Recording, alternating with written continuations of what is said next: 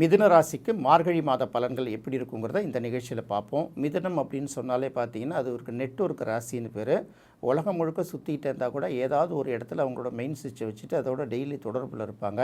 அதே போல் ஒரே இடத்துல உட்கார்ந்துருந்தால் கூட பறந்து விரிந்து எல்லா இடத்துலையும் அவங்களோட தொடர்புகள் நீண்டு கொண்டே இருக்குங்கிறதுனால சில நேரங்களில் கூட்டு பறவையாகவும் இருப்பாங்க, சில நேரங்களில் சுதந்திரமாக பறக்கக்கூடிய பறவையும் இருப்பாங்க. எந்த நேரத்தில் என்ன முடிவு எடுக்கணுங்கிறது அவங்கவுங்க மனநிலையை பொறுத்து தான் மாறுங்கிறதுனால அதை பொறுத்த வரைக்கும் பார்த்திங்கன்னா வெளி உலக தொடர்பு நிறைந்த ராசியாக தான் நம்ம மிதுன ராசியை பார்க்குறோம்.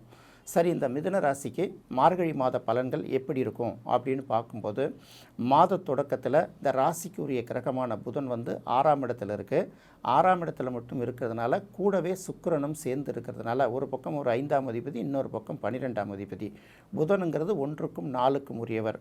பொதுவாக இந்த ராசியை பொறுத்தவரையில் புதன் 6ஆம் இடத்தில் இருப்பது மிகப்பெரிய அளவுக்கு நெகட்டிவாக எடுத்துக்க வேணாம். 7ஆம் இடத்தை விட 6ஆம் இடம் நல்ல பலனை தரக்கூடிய இடம் அப்படிங்கிறது. அடுத்தது பார்க்கும்போது புதனோட சுக்கிரன் சேர்ந்துருக்கு. புதனும் சுக்கிரனும் சேர்ந்து இருந்தாலே பார்த்திங்கன்னா மனதளவில் ஒரு மகிழ்ச்சி பொங்கக்கூடிய ஒரு இடமாக இருக்குங்கிறத எடுத்துக்கலாம். சுக்கிரனுக்கு 6ஆம் இடம்ங்கிறது ரொம்ப அற்புதமான இடம்தான். இந்த தடவை பார்த்திங்கன்னா பணம் ஒரு பக்கம் வந்துட்டு போகிறதுனா கூட அதை தாண்டி ஆடை அணிகலன்களோட சேர்க்கை அதிகமாக இருக்கும் அப்படிங்கிறத எதிர்பார்க்கலாம். அது பார்த்திங்கன்னா மாத தொடக்கத்தில் அமையுதா இல்லை கொஞ்சம் பின்னாடி அமையுதான்னு தெரியாது. ஏதாவது ஒரு வகையில் ஒரு நிகழ்ச்சிக்காகவோ இல்லை அவசியமாக ஒரு விஷயத்துக்காகவோ ஆடை அணிகலன்கள் வாங்க வேண்டிய சூழ்நிலை வரும். தொடக்கம்ங்கிறது மனமகிழ்ச்சியோடு தான் தொடங்குங்கிறதுனால பெரிய அளவுக்கு கவலைப்பட வேண்டிய அவசியம் மிதுன ராசிக்காரர்களுக்கு கிடையாது.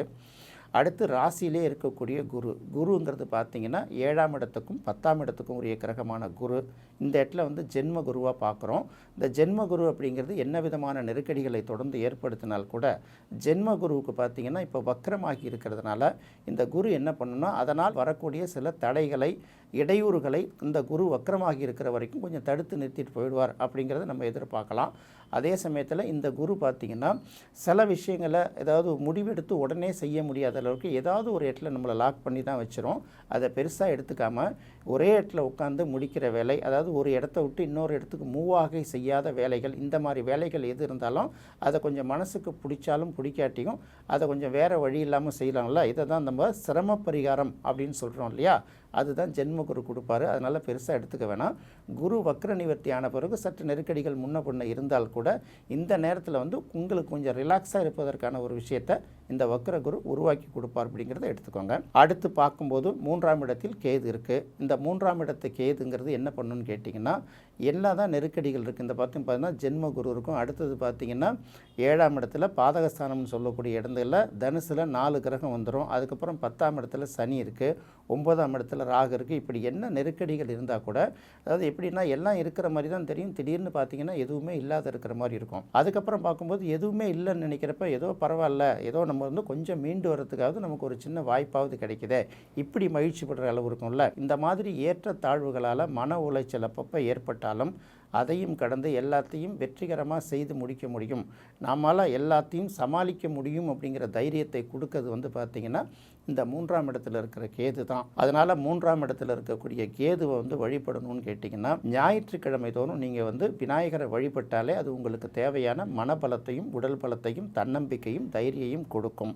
அதனால் 3ஆம் இடத்து கேது தான் உங்களுக்கு இப்போதைக்கு பலமாக இருக்கக்கூடிய கிரகம். இந்த வருஷம் முழுவதும் அப்படி தான் இருக்குங்கிறதையும் எடுத்துக்கலாம். அடுத்தது பார்க்கும்போது 6ஆம் இடத்துல இருக்கக்கூடிய புதன் சுக்கிரனை பார்த்துட்டோம். அடுத்தது 7ஆம் இடத்துல பார்க்கும்போது சூரியன் செவ்வாய், இது ரெண்டுமே பார்த்திங்கன்னா புதனுக்கு கடுமையான பகை கிரகம் ஒன்று, இன்னொன்று புதனுக்கு நட்பு கிரகமான சூரியன். ஒரு பக்கம் பகை கிரகம் நட்பு கிரகம் இது எல்லாத்தையும் தாண்டிட்டு பார்க்கும்போது இரண்டுமே நெருப்பு கிரகம் 7ஆம் இடத்துல இருக்கிறதுனால இப்போதைக்கு பார்க்கும்போது கணவன் மனைவி அந்த வாழ்க்கை துணை தரப்புலேருந்து பார்த்திங்கன்னா மிகப்பெரிய எதிர்பார்ப்பை எதிர்பார்க்க முடியாது. அவர்களுக்குள்ள மிஸ் அண்டர்ஸ்டாண்டிங்கெல்லாம் நிறைய ஏற்படுவதற்கான வாய்ப்பு இருக்குது. இதை நம்ம முன்கூட்டியே புரிஞ்சுக்கிட்டோம்னா எதனால் பிரச்சனைகள் வருது, இதை எப்படி தடுத்து நிறுத்துறது, கண்டுக்காமல் விட்டுக்கிறதா இல்லை சில விஷயங்களை பெரிதுபடுத்தாமல் அப்படியே ஒதுங்கி போகிறதா அப்படிங்கிறத முடிவு பண்ணிக்கிட்டிங்கன்னா இது உங்களுக்கு பெரிய பாதிப்பை ஏற்படுத்தாது. அடுத்தது பார்க்கும்போது இந்த 2 கிரகங்களுக்கும் குருவோட பார்வையும் இருக்குது, சனியோட பார்வையும் இருக்குங்கிறதுனால ஒரு நெருக்கடியும் வரும். அதுக்கப்புறம் அதுலேருந்து ரிலீஸும் கிடைக்குங்கிறதுனால கூடுமான வரை 7ஆம் இடமாக இருக்கிறதுனால நிறைய பேருக்கு பார்த்திங்கன்னா அவங்களோட கிளைண்ட்ஸ், அவங்களுடைய வாடிக்கையாளர்கள், அவங்களுக்கு பார்த்திங்கன்னா வருவாய் தரக்கூடியவர்கள், நண்பர்களாக இருக்கலாம், எல்லாராலையும் பார்த்திங்கன்னா ஏதோ ஒரு தடங்கள் மாற்றங்கள் ஏற்பட்ட மாதிரி ஒரு ஃபீலிங் இருக்க தான் செய்யும்.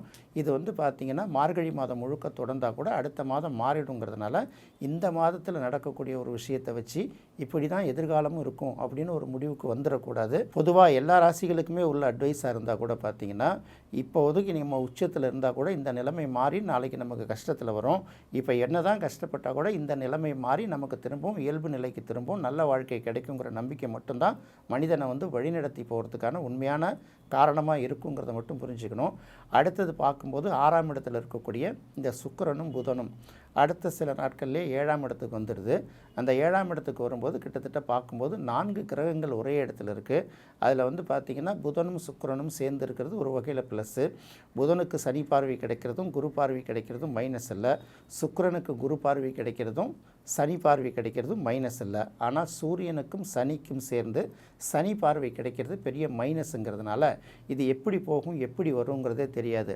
நிறைய நண்பர்கள்லாம் பார்த்திங்கன்னா திடீர்னு நம்மளை விட்டு போவாங்க, காரணமே இல்லாமல் கோவப்படுவாங்க, நம்ம ஏன்டா பழகணும்னு நினைக்கக்கூடிய சூழ்நிலைகள்லாம் உருவாக்குவாங்க. நம்ம மேலே மிஸ்டேக் இருக்கோ இல்லையோ, இல்லை அவங்க மேலே மிஸ்டேக் இருக்கோ என்னவோ தெரியாது. நண்பர்களால் வந்து பார்த்திங்கன்னா மனசளவுக்கு பாதிக்கப்படக்கூடியவர்கள் மிதுன ராசிக்காரர்களாக தான் இருப்பாங்க. மார்கழி மாதம் வரைக்கும் இந்த பிரச்சனை தொடங்குங்கிறதுனால மார்கழி மாதம் முடிந்து தை மாதம், அதாவது ஜனவரி மாதம் 15 தேதிக்கு மேலே இந்த நிலைமையெல்லாம் கம்ப்ளீட்டாக மாறுங்கிறதுனால பொதுவாக மிதுன ராசிக்காரர்களை பொறுத்தவரை மார்கழி மாதத்தில் யாரிடமும் எந்த எதிர்பார்ப்பையும் வைத்து கொள்ளாமல் இருக்கிறது ரொம்ப நல்லது. குறிப்பாக யார் மீது அதிகமாக அன்பு செலுத்துகிறார்களோ அவர்களால் மன கஷ்டம் ஏற்படுவதற்கான வாய்ப்பு அதிகமாக இருக்கும். இது வந்து காலப்போக்கில் மாறிடுங்கிறதுனால பெருசாக எடுத்துக்க வேண்டிய அவசியம் இல்லை. அடுத்தது பார்க்கும்போது 9ஆம் இடத்தில் ராகு. 9ஆம் இடத்தில் இருக்கக்கூடிய ராகு அப்படிங்கிறது பார்த்திங்கன்னா என்ன மாதிரியான பலன்களை கொடுக்கும்னா, என்ன கஷ்ட நஷ்டங்களுக்கு மத்தியிலும் பார்த்திங்கன்னா இந்த உலகங்கள் தொடர்பான ஒரு சிந்தனைகள் வந்து அதிகமாக வரும். ஏன்னா 9ஆம் இடத்தில் இருக்கக்கூடிய ராகுங்கிறது வந்து பார்த்திங்கன்னா உலகம் எப்படி உருவாச்சு, உலகத்தில் என்னென்ன பிரச்சனைகள் இருக்குது, இதை எப்படி தீர்க்கிறது. அதாவது உலகம்னா உலகத்தோட பிரச்சனை இல்லை, நம்ம பிரச்சனையை மறந்துட்டு அடுத்தவர்களோட பிரச்சனைகளை எப்படி தீர்க்கும் அப்படிங்கிற மாதிரியான ஒரு சிந்தனை ஒன்று உருவாகும். அடுத்தது பார்த்திங்கன்னா உலகத்திலேயோ இல்லை வந்து நம் ஊரை விட்டு பல தூர தேசங்களில் இருக்கக்கூடிய பல ஊர்களுக்கோ சென்று அங்கே உள்ள விஷயங்கள் எல்லாம் தெரிஞ்சுக்கிட்டு வரணும். நிறைய பேருக்கு பார்த்திங்கன்னா கோயில் வழிபாடெல்லாம் மேற்கொள்ளணும் அப்படிங்கிற ஒரு எண்ணம் கூட அதிகமாக இருக்கும். அடுத்தது பார்க்கும்போது பார்த்திங்கன்னா இந்த தியானம், அதுக்கப்புறம் இந்த மந்திரம் தந்திரம் தாந்திரிகம்லாம் சொல்கிறாங்கல்ல, இதையெல்லாம் கற்றுக்கணுங்கிற ஆர்வம் கூட சில பேருக்கு வந்து அதிகரிக்கும். அதெல்லாம் கற்றுக்கிட்டால் நல்லதா கெட்டதாங்கிறத விட இதனால் உங்கள் வாழ்க்கைக்கு என்ன பயன், இதனால் என்ன பாதிப்பு அப்படிங்கிறத முடிவு பண்ணிட்டீங்கன்னா அது உங்களுக்கு தேவையா வேண்டாமா அப்படிங்கிறத முடிவு பண்ணிக்கலாம். அடுத்தது அந்த ராகுவுக்கு இப்போதைக்கு வக்ரம் பெற்ற குருவோட பார்வை கிடைக்கிறதுனால குடும்பமானவரை தவறான வழிகளுக்கு செல்வதற்கான வாய்ப்பு இல்லை. அதனால் பார்த்திங்கன்னா 9ஆம் இடத்துல ராகு இருந்து அதை குரு பார்க்கறதுனால நிறைய பேருக்கு வெளிநாடு போவதற்கான வாய்ப்பும் கிடைக்கும். கல்விக்காக போகிறாங்களா, வேலை வாய்ப்புக்காக போகிறாங்களா, இல்லை மற்ற தொழில் நிறுவனங்களோட ஒரு ஒப்பந்தம் ஏற்படுத்த போகிறாங்களான்னு தெரியாது. இந்த வாய்ப்புகள் வந்து கிட்டத்தட்ட கிடைக்கும். இருந்தாலும் பார்த்திங்கன்னா குரு வக்ர நிவர்த்தி ஆன பிறகு தான் இது இந்த வெளிநாடு போயிட்டு வர்றதுக்கோ இல்லை வெளிநாடு தொடர்பான வேலைகளை மேற்கொள்வதற்கான அந்த அங்கீகாரமும் ஒப்புதலும் அப்போ தான் கிடைக்கும், நடைமுறைக்கு வருங்கிறத தெரிஞ்சுக்கிட்டால் போதும். இன்னொரு முக்கியமான விஷயம் இப்படி பார்க்கும்போது சனி வந்து 10ஆம் இடத்துல இருக்கார். பொதுவாக சனி 10ஆம் இடத்துல இருந்ததுன்னா தொழிலில் வந்து நிற்கிறதுக்கு கூட நேரம் இல்லாமல் ஓடிக்கிட்டே இருப்பாங்கன்னு சொல்லுவாங்கள்ல, அந்த மாதிரி ஒரு நெருக்கடியை வந்து தொழிலில் இருந்துக்கிட்டே இருக்கும். பொதுவாக வேலையில் வந்து எப்போதும் பிஸியாக இருக்கிறவங்களுக்கு வந்து பெரிய அளவுக்கு மற்ற பாதிப்புகளில் மனம் வந்து இருளடையாமல் இருக்கும் அப்படின்னு சொல்லுவாங்க. ஏன்னா தொழிலே நீங்கள் கவனம் செலுத்திட்டிங்கன்னா மற்ற விஷயங்கள் எதுவுமே உங்கள் மனசில் நிற்காது இல்லையா. அந்த மாதிரி சூழ்நிலை தான் வந்து அதுவும் சனி வக்ர நிவர்த்தி ஆன பிறகு அந்த சூழ்நிலையை உருவாக்கி கொடுத்தாலும் இப்போதைக்கு பார்த்திங்கன்னா தனுசில் இருக்கக்கூடிய செவ்வாய் 4ஆம் பார்வையாக சனியை பார்ப்பதாலும் இங்கே இருக்கக்கூடிய சனி 10ஆம் பார்வையாக செவ்வாயும் சூரியனையும் சேர்த்து பார்க்குறதுனாலையும் கண்டிப்பாக தொழிலில் வந்து நெருக்கடிகள் இருக்க தான் செய்யும்.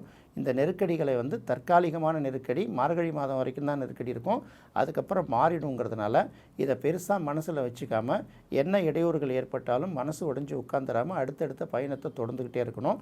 இதுதான் எல்லா ராசிகளுக்கும் சொல்கிறது தான். சூரியன் செவ்வாய் சனி எப்பப்பெல்லாம் கோச்சாரத்தில் தொடர்பில் வருதோ அப்பப்பெல்லாம் நரசிம்மர் வழிபாடை மேற்கொள்வது மட்டும்தான் உங்களுக்கு ஒரு நல்ல பலனாக இருக்கும் அப்படிங்கிறத பார்க்கலாம். இப்போ பார்த்தீங்கன்னா ராசிலேயே குரு இருக்குது, அது ஒரு நல்ல பலனை கொடுக்காது. அதுக்கப்புறம் பார்க்கும்போது 7ஆம் இடத்துல ஒரு 2 வாரத்தில் பார்த்திங்கன்னா ஒரு 4 கிரகம் சேர்ந்துடுது. அதுவும் நம்ம பெருசாக எதிர்பார்க்க முடியாது. அப்புறம் அங்கே இருக்கக்கூடிய சனியை செவ்வாய் பார்க்குது, இங்கே இருக்கக்கூடிய சூரியன் செவ்வாயை சனி பார்க்குது. இப்படி மாறிக்கிட்டே இருக்கிறப்ப குரு வக்ர நிவர்த்தி ஆகிற வரை இந்த நெருக்கடி இருக்க தான் செய்யும். இதையும் கடந்து உங்களுக்கு ஒரு நம்பிக்கையை கொடுக்கக்கூடிய கடவுளாக இருப்பது 3ஆம் இடத்தில் இருக்கக்கூடிய கேதுங்கிறதுனால ஞாயிற்றுக்கிழமை தோறும் விநாயகர் வழிபாட்டை மேற்கொண்டீங்கன்னா உங்களுக்கு மனநிறைவை கொடுக்கும். மனசஞ்சலத்தை போக்குங்கிறத மட்டும் முடிவு வச்சு நீங்கள் செயல்பட்டால் போதுமானது. என்ன நேயர்களே, மிதுன ராசிக்கு மார்கழி மாத பலன்கள் எப்படி இருக்குங்கிறத இந்த நிகழ்ச்சியில் பார்த்தோம். கடக ராசிக்கு இந்த பலன்கள் எப்படி இருக்குங்கிறத அடுத்த நிகழ்ச்சியில் பார்ப்போம். நன்றி, வணக்கம்.